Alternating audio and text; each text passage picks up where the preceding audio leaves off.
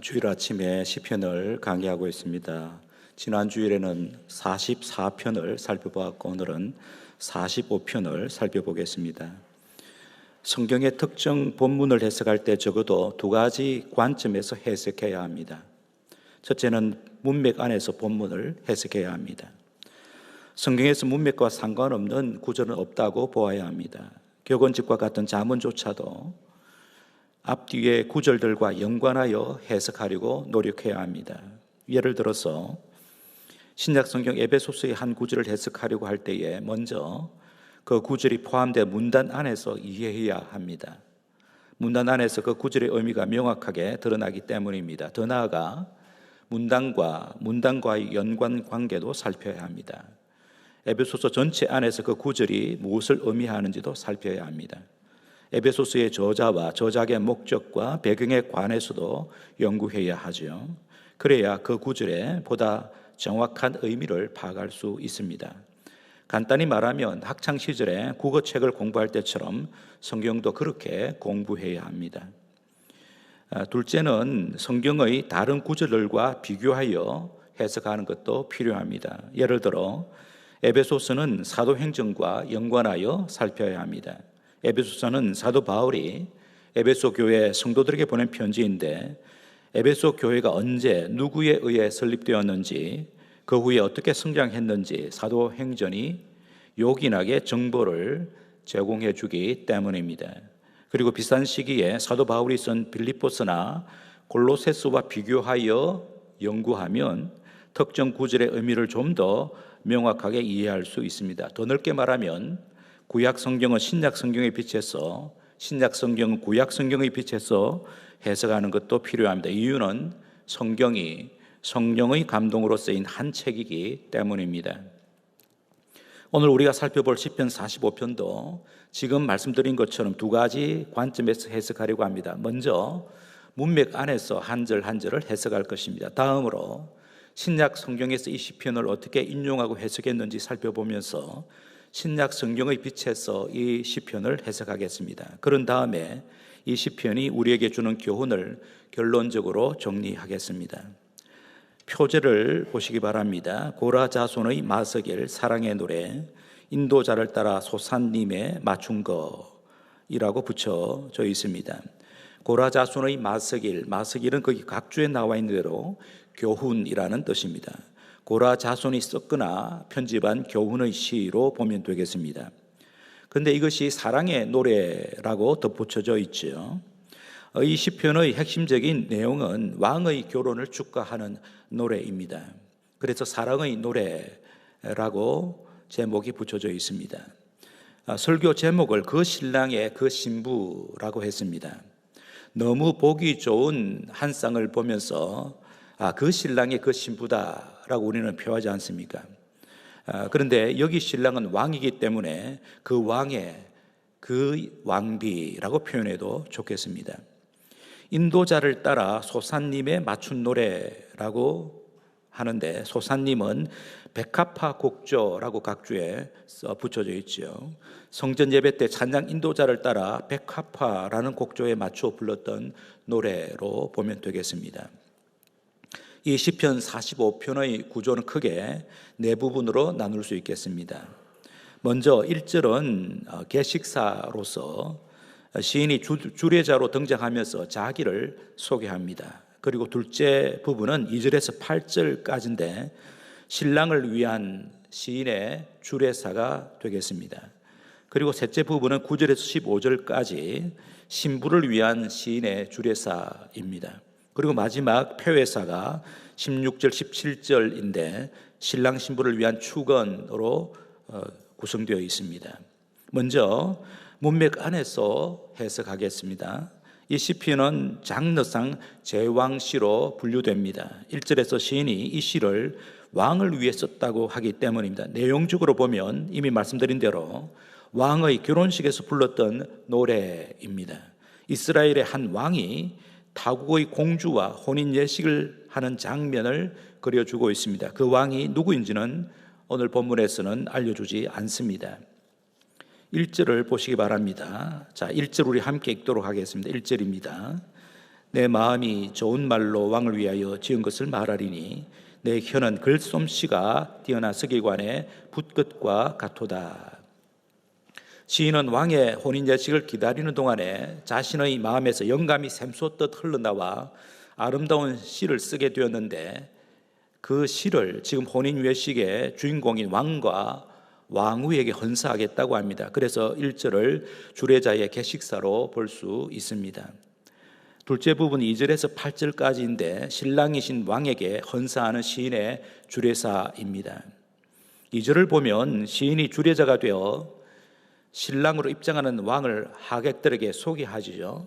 뭇 사람들 가운데서 가장 아름다우신 분이 입장합니다 라는 뜻입니다. 여기에 아름다움은 외모의 아름다움을 넘어 내면의 고상하고 균형 잡힌 아름다움으로 이해해야 합니다.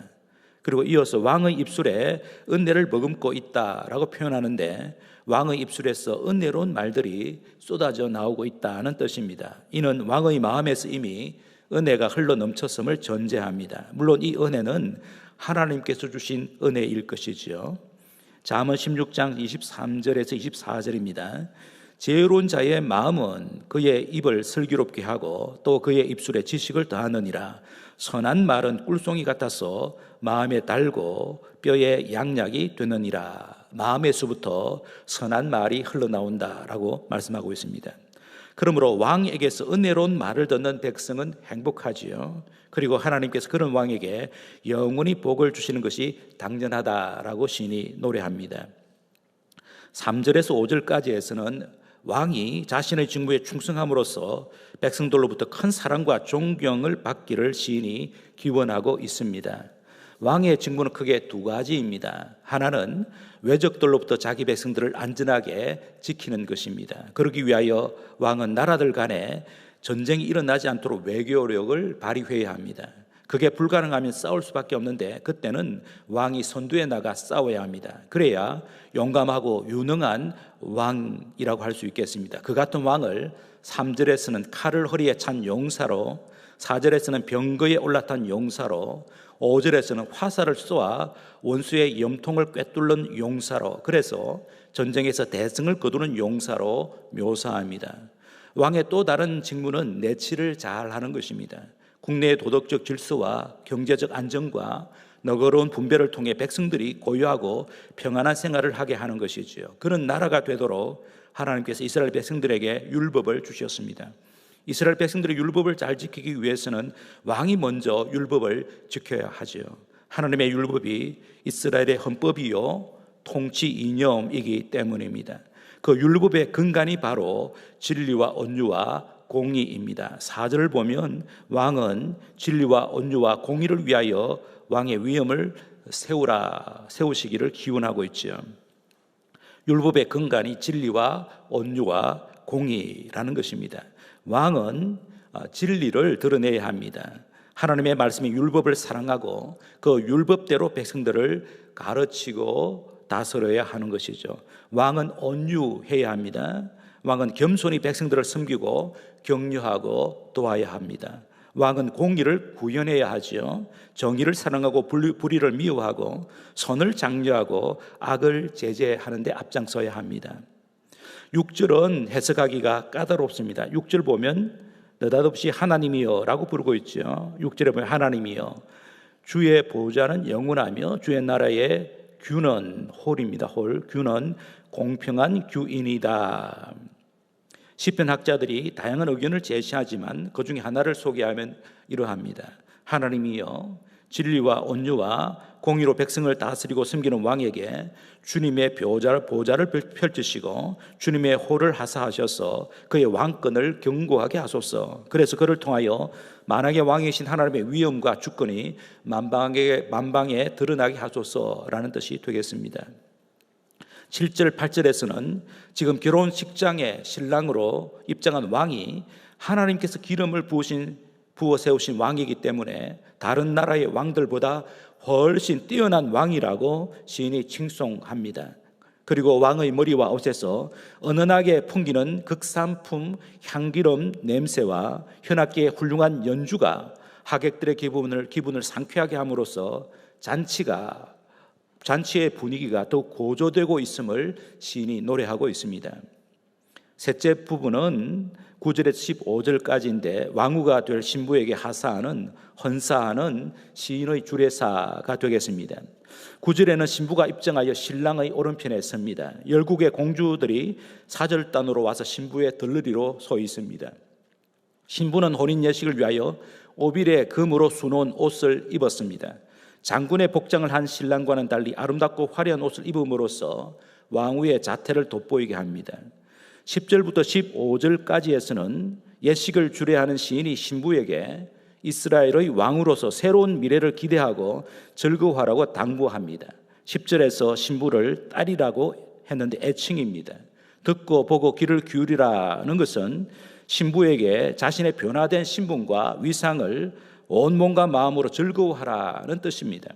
결혼식이 끝나면 타국의 공주였던 신부가 이스라엘의 왕후가 되기 때문입니다. 그것도 하나님께서 크게 기뻐하시는 왕의 아내가 되어 궁정에서 모든 영화를 누리게 될 것입니다. 13절이죠.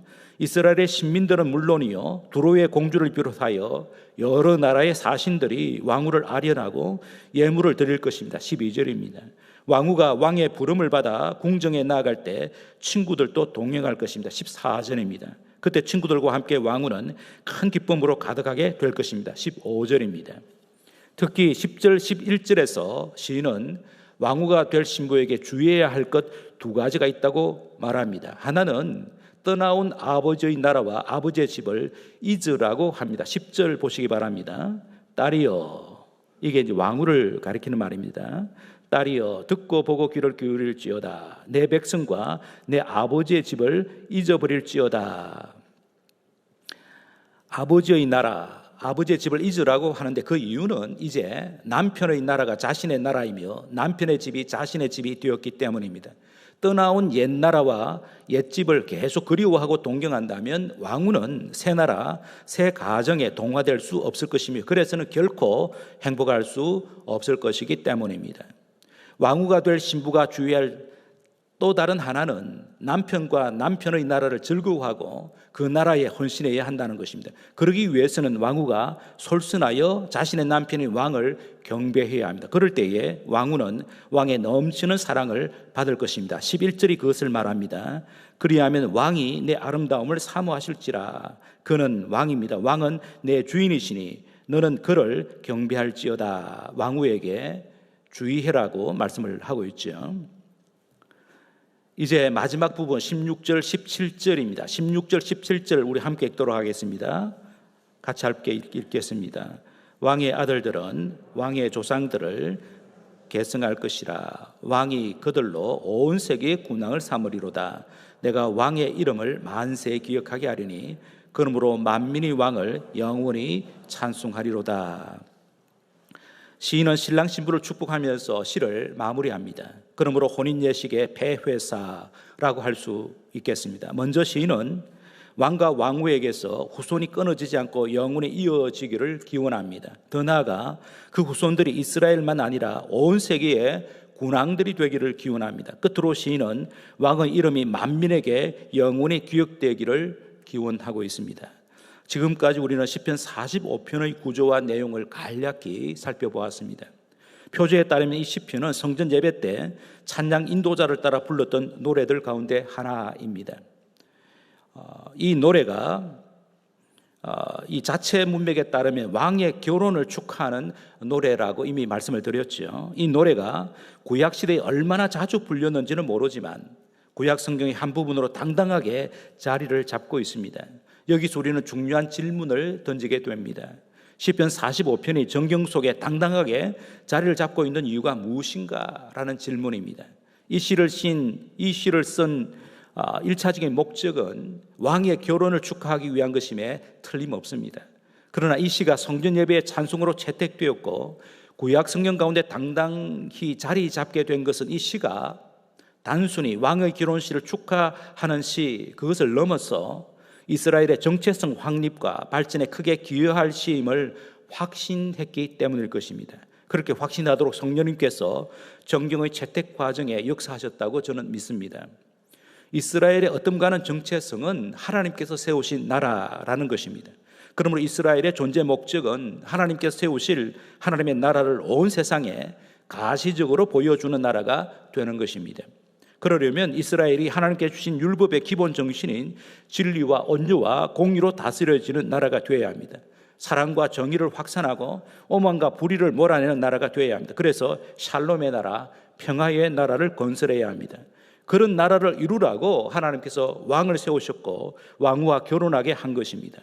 왕과 왕후에게서 태어날 왕자와 공주들도 그 사명을 수행하기 위하여 착실하게 훈련받아야 합니다. 나라의 지도자들도 같은 사명에 헌신해야 합니다. 백성들도 그 사명을 수행하기 위하여 제 몫을 다해야 하죠. 그럴 때에 이스라엘은 온 세상을 하나님께로 인도하는 제사장 나라가 됩니다.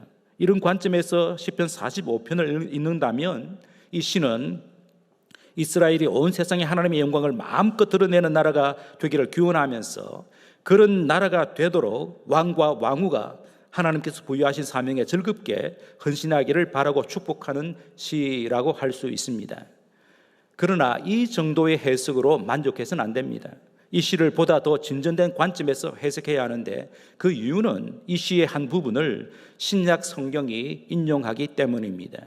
우리가 시편 45편 6절 7절을 먼저 보도록 하겠습니다.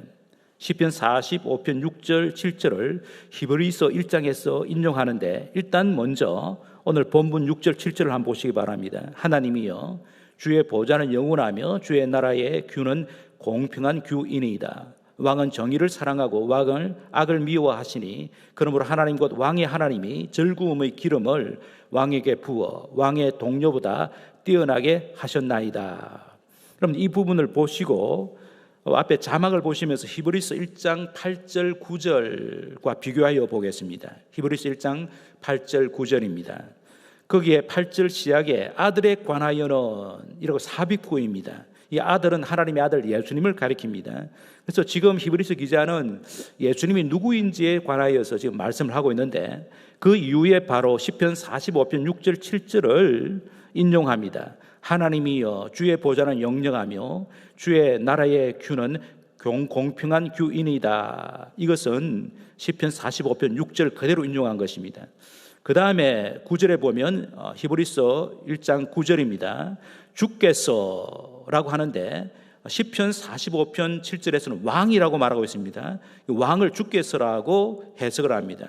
주께서 의를 사랑하시고 불법을 미워하셨으니 그러므로 하나님 곧 주의 하나님이 즐거움의 기름을 주께 부어 주를 동료들보다 뛰어나게 하셨도다 하였다라고 하는 것입니다. 여기에 왕을 다 주라고 다 해석하고 있습니다. 시편 45편 6절에서 주는 이미 말씀드린 대로 하나님께서 기름 부어 세우신 이스라엘의 왕을 뜻하는데 그 왕이 지금 타국의 공주와 결혼식을 올리고 있습니다. 그런데 히브리서 1장에서는 그 주를 하나님의 아들로 해석합니다. 히브리서 기자가 활동했던 1세기 초대교회 당시에 시편 45편의 주가 구약시대 이스라엘에 온전하지 못한 왕을 뜻하는 것이 아니라 하나님께서 보내시겠다고 약속하신 그 메시아를 뜻한다고 보았습니다. 그 메시아가 바로 하나님의 아들이 온전한 왕이신 예수 그리스도이십니다. 사실 구약 성경을 보면 이스라엘 백성들은 시대마다 하나님께서 보내실 온전한 왕을 고대했습니다. 이스라엘의 그 어느 왕도 온전하지 못했기 때문입니다. 하나님의 마음에 합했다고 인정을 받은 다윗조차도 큰 죄를 범했습니다. 다윗의 뒤를 이어 왕이 된 솔로몬도 통치 초기에는 꽤 괜찮은 왕이었는데 시간이 흐를수록 이방의 왕들과 다를 바 없었습니다. 왕국이 분열된 후 북이스라엘의 왕들은 모두 악했습니다. 남유다의 왕들도 몇 왕들 외에는 북이스라엘 왕들과 대동소이했습니다. 다윗의 뒤를 따랐던 선한 왕들조차도 온전하지는 못했습니다. 북이스라엘이 아수르에게 망하고 남유다도 바벨론에 망하여 적지 않은 이스라엘 백성들이 타국으로 끌려갔을 때에 여러 선지자들이 나서서 때가 되면 하나님께서 보내실 메시아를 통하여 새 시대가 열릴 것이라고 예언했습니다. 그로써 메시아 대망론이 거세게 일어났습니다. 이스라엘 백성들은 메시아가 오셔서 건설할 새로운 왕국을 열망했습니다. 히브리어로 메시아란 하나님께서 기름을 부어 세우신 왕이라는 뜻입니다. 메시아의 헬라어가 그리스도이죠. 때가 되어 그리스도께서 오셨는데 그 그리스도가 바로 예수님이라고 신약 성경의 저자들 모두가 주장합니다. 금방 확인한 바와 같이 히브리서 기자도 예수님이 바로 하나님의 아들이요 그리스도라고 증언합니다. 그러므로 시편 45편에 나타나는 이 왕은 예수 그리스도로 해석할 때에 그 의미가 완성된다고 할 수 있겠습니다.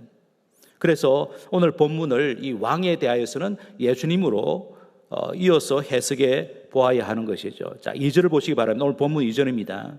왕은 사람들보다 아름답다. 이 왕은 예수님입니다. 예수님은 사람들보다 아름답다.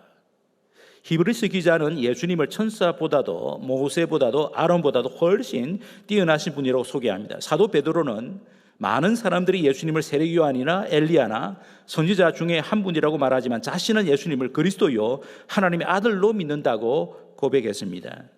그리고 2절 중반절에 보면 왕이 은혜를 입술에 머금었다라고 표현하고 있지 않습니까? 여기 왕은 예수님으로 해석을 하면 예수님의 입에서 흘러나오는 말이 하늘의 은혜로 가득 찼다라고 이해할 수 있겠습니다. 예수님의 대표적인 설교가 산상수훈이죠. 마태복음 5장에서 7장에 기록되어 있습니다. 그 산상수훈의 결론을 이렇게 기록하고 있습니다. 마태복음 7장 28절에서 29절입니다. 예수께서 이 말씀을 마치심에 무리들이 그의 가르치심에 놀라니 이는 그 가르치시는 것이 권위 있는 자와 같고 그들의 서기관들과 같이 아니함일러라. 누가복음 4장에 보면 예수님께서 나사렛 회당에 들어가 이사야의 글을 펼쳐서 자신이 메시아라고 증언하셨는데 그때 청중들이 예수님의 입에서 나오는 은혜로운 말을 듣고 놀랐다라고 기록합니다. 예수님의 말씀을 기록한 사복음서를 보면 예수님의 말씀이 진리와 은혜로 가득한 말씀임을 인정하지 아니할 수 없습니다. 3절부터 5절까지는 왕에 대하여서 적군을 물리치는 용사로 묘사했지 않습니까? 예수님이야말로 악한 무리들을 심판하시는 용사이십니다. 요한계시록을 보면 용사이신 그리스도를 부각합니다. 계시록 2장 12절입니다. 버가마 교회의 사자에게 편지하라. 좌우에 날성금을 가지신 이가 이르시되, 이 좌우에 날성금을 가지신 분이 예수님이십니다.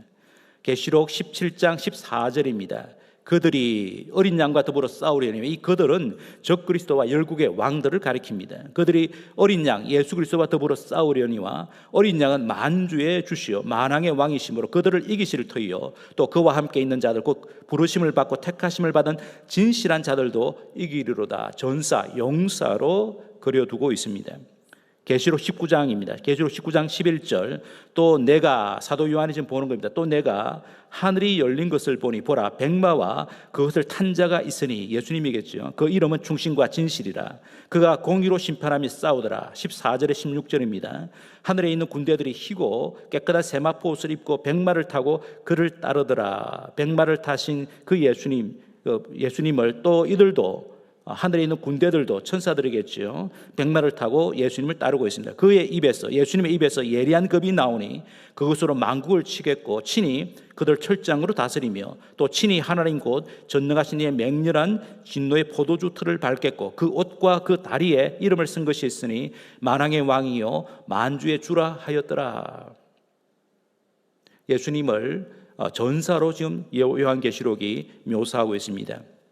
특히 시편 45편 4절을 보면 진리와 온유와 공의가 드러나는데 예수님의 성품과 행동에 두드러진 특징들입니다.